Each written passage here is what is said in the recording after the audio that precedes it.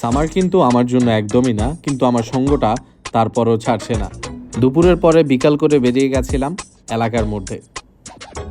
পথিমধ্যেই দেখি ডেন্টাল পার্কে 70% ডিসকাউন্ট। মাশরাফি, আর ডিসকাউন্ট কখন দেয়? তখন ভালো প্রোডাক্ট থাকে না। আসলে একটাও ভালো প্রোডাক্ট ছিল না।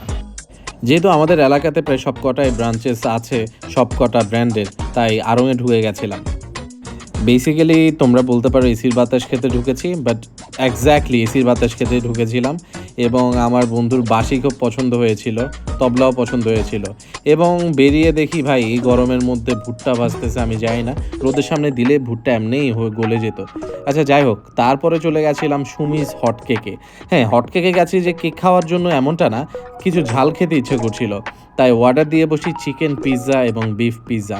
পিৎজার কম্বিনেশন আমার কাছে ওই সময় মোটামুটি ভালো লেগেছিল এবং অর্ডার দিয়ে বেশ কিছুক্ষণ অপেক্ষা করছিলাম আমি।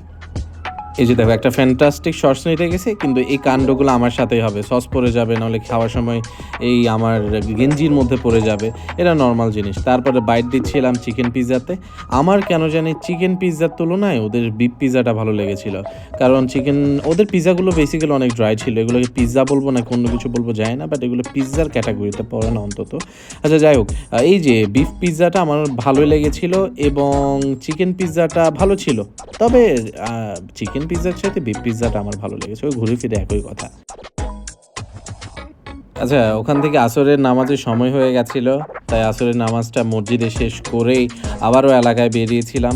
এবং অনেক বেশি গরম পড়ছে, ইউনো ভেরি ওয়েল, যে এই কয়েকদিন বৃষ্টি পড়ছে না, কোনো দেশের কোথায় পড়ছে না, তাই কয়েকটা শর্টস নিচ্ছিলাম। এবং এই যে ঝালমুড়িওয়ালা মামা দাঁড়ায় আছে, বিশ্বাস করে পকেটে টাকা ছিল না, ভাঙতি ছিল না, যার কোনো ঝালমুড়ি খাইতে পারি নাই। তারপর দেখলাম ফ্রেন্ডস আসছে, ওর কোচিংয়ে কিছুক্ষণ বসে বসে আড্ডা দিচ্ছিলাম, ভালোই সময়টা পাস হচ্ছিল এবং সন্ধ্যার দিকে ভালোই বাতাস বইছিল এবং আইসক্রিম খেতে খেতে বাসায় ঢুকে গেছিলাম।